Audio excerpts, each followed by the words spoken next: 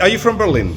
I'm not from Berlin. I have been since 2 years here in Berlin. Okay. But I'm from Syria. But I'm living here like 2 years, and I find it's really good place. Okay. Like for teenagers also. It's Yeah. like there's a lot of opportunities. Like they can work, study. That's the good thing about Berlin. Tell me Yeah, for sure. one bad thing about Berlin, if there is one. Bad thing. Oh, there's a lot of people. Yeah, a lot. And like it's multicultural. Like we say it in Dutch, in German, it's multicultural. But that's a good thing. A good thing, yeah, for sure. Like I don't feel like I'm not from Germany. No, I can see the Arabs, the from England, from America. Like So it's multicultural. capital of the world, Yeah, basically. exactly. Are you a football man? Yeah. Yeah, so Yeah. tell me a good thing about the Euros and a bad thing about the Euros. No, bad thing about the Euros? No, I don't find like a bad thing about Euros. Okay. But a good thing, like we can have fun with families, with friends. We go, we celebrate when our team has won or something. Like, yeah, it's really nice. And to see people like here, like sometimes like a lot of them just walking around here with their nationalities that they support their team. It's like really nice. There are no borders when No football is borders, on. yeah, for the Euros, yeah, for sure. That's a great thing. Every morning I passed this shop. Fashion shop, isn't it? Or, I don't know. You could sell cars here. But no, it's a coffee bar. Let's come and have a look. It's open. Good news. I'll be doing my video from there later. Look at the place. It's so nice.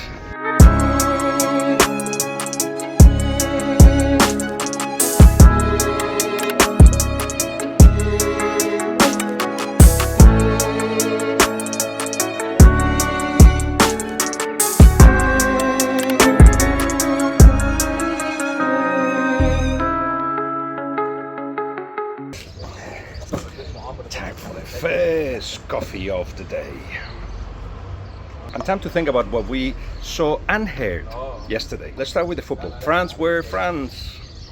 That's it. That's what they do. They put a lot of men behind the ball and they expect something magic to happen up front with the pace of Dembélé, with Marcus Thuram on the other side, or with Mbappé, who started in the middle, very quickly went to the left-hand side where he's much more comfortable. They know at some point something would happen, and something did happen. Yes, it was an own goal from Woba, from an Austria side that was well structured, well organized, but you cannot, as a manager, give talent to your team, and they like that magic up front that they didn't have. Yes, it's true, Baumgartner had a clear opportunity to actually put Austria ahead. And you know what happens with these teams like France, like Real Madrid, when they don't play well, if you don't convert your chances, they take advantage. In the next move, Mbappé on the right hand side made a couple of things, left the defender behind, crossed the ball, and it was the Woba own goal. Normally what happens in this game is that another chance to Mbappé, I think it was Rabiot who put the ball in front of him, should have scored, didn't. Normally it's France 2-0 and game over. And we complain a lot about, you know, this France defending too deep, didn't have fluidity in midfield. Kanté was the man of the match. Tells you everything, doesn't it? But that's what France do, annoyingly enough.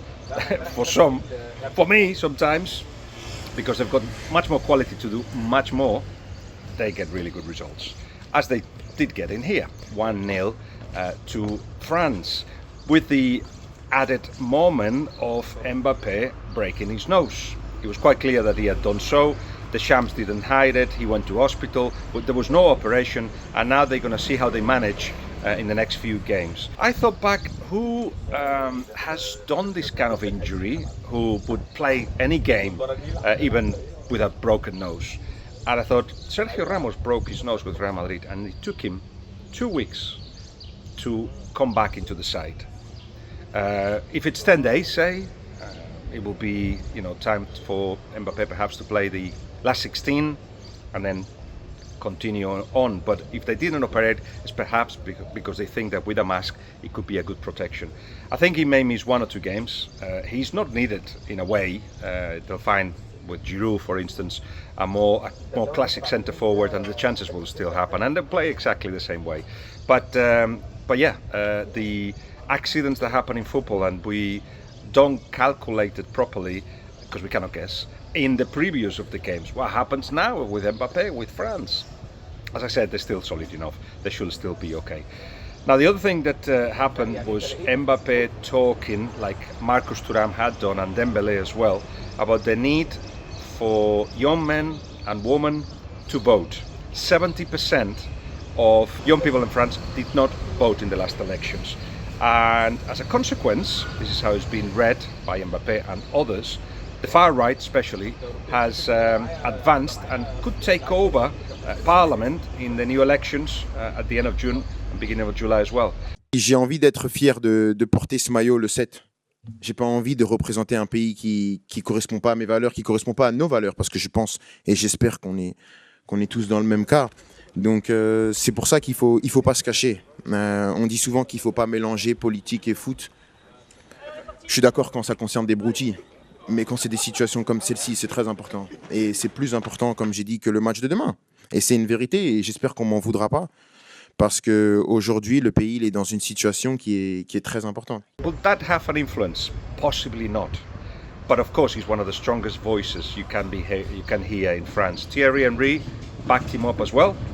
And basically what these players are saying is that the spirit of '98, the black, white and Arab combination that made success in the '98 World Cup by winning it, with Djokaev and Zidane and Karembeu and Barthez, that mixture that made everybody so proud in France and outside France, that spirit has to continue. That's what Mbappé is saying. Interestingly enough, Unai Simon, one of the key players of the national side of Spain, said, we shouldn't be talking about this. It's only sport. We're here only as football players, so we shouldn't use our platform to talk politics. And I say, tonight, everything is politics. And there are times in life and moments in society where you have to be heard. And yes, I'm completely by the argument of Mbappé. France is a nation of diversity, complex, absolutely, but mostly of respect, and that should be reflected with the voting. 70% of young people do not vote in France. That's too much. Let's see if he manages to push some of them anyway, because every vote counts. That goes for everywhere. In Spain as well, where the far right are also advancing, and they need to be stopped. But stop in just one way. Same as we were talking yesterday. Be nice to people. Be understanding. Be open, and all that gets rid of the fears of many that end up voting the far right. A bit political this. Yesterday I decided to have new tattoos. I found that after the first one I thought this is a great way to show myself what moment in life I'm in, to give homage to people that are very, very close to me and that giving me so much, and to tell a story. I'm telling a story through my tattoos. Amazing as it is. Just have a look. Iconic part of Berlin. The radio television tower. The great thing about Berlin is that there are streets like this one. It's just for bikes. This is the center of Berlin. Really nice, quiet area. I'm heading somewhere. I want you to come with me.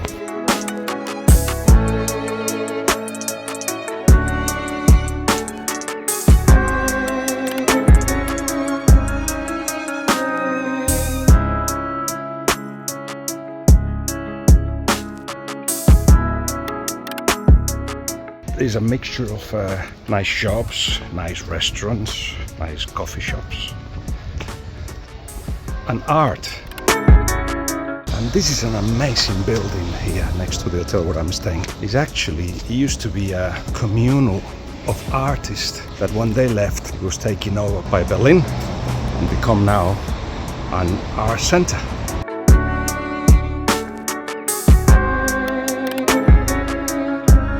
And murals that were done by the original inhabitants of this building. I'm gonna have to explore it at some point, show you more about it. But today I've got something else to do.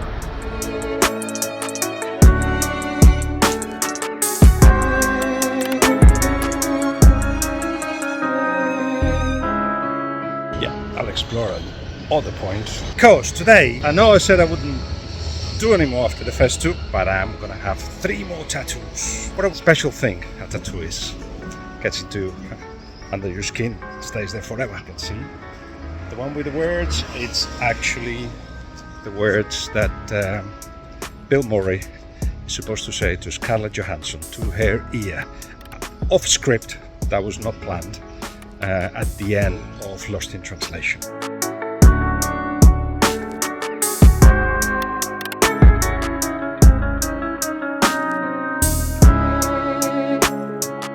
I have to be leaving, but I won't let that come between us, okay? That's what's supposed to have said, because nobody knows. Not even Sofia Coppola, the director, who didn't expect Bill Murray to be doing that. The other one, the currents, the force, the circle is the force that under the surface moves all the currents. And then 4 numbers in Latin. That's for me to know and you to find out. This is what I did for when I got married. This is an albatross, always traveling like I am. And this is the source of everything, a fountain of water. The family. The next 3 or 2, we'll see. I'll explain to you. And I hope to find out more about this district, which, as I said, is a mixture of nice bars and restaurants and art, and very, very quiet, even though we're very central. More later.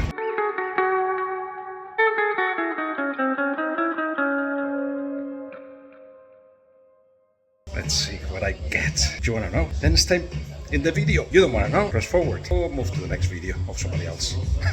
So this is going to be my chair for the next, how long? 1 hour 30. Okay. Are you from Berlin? Yeah, I'm from Berlin. I'm born here. Where is this area? Because it's a mixture of art, culture, restaurants, tattoo parlors. Yeah, I guess because it's like the central of Berlin. And what's Berlin so special? It looks different to the rest of Germany, is that right? It is, I guess, because of the history. Uh-huh. A lot of different people, a lot of different cultures. Yeah. That's what Berlin has, isn't it? Yeah. Okay. So I'm doing 2 tattoos. I'm doing one, a lion next to the door. Lion, sign of protection. All those people that protect me will be under my skin now. And I've got lots of those, but one in particular. You know who you are. And then a paper plane with words in Latin that say, I will be okay, because when we're not, you need to find something to hang on to become better. That will be my reference. So I'll show you in a minute.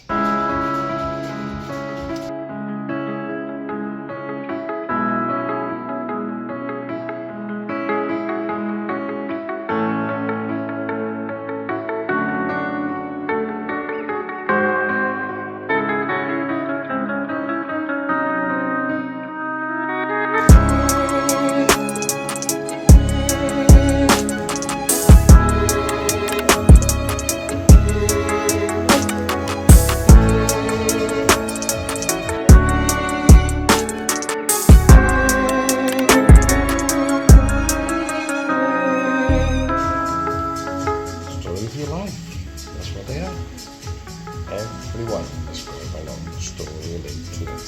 So if you find me in a coffee shop, get me a coffee, I'll tell you everything.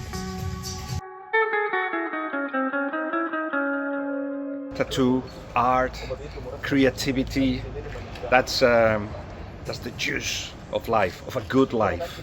And you know something that also makes life entertaining? Underdogs doing really well, like Slovakia, who actually beat Belgium. I went straight away after the game to CBS, to the Golazo network, and this is what I had to say. They had, what, a 15-match unbeaten streak heading into this big opening match for the Euros, and they lose to the number 48th ranked team in all of world football, the lowest ranked team in this group.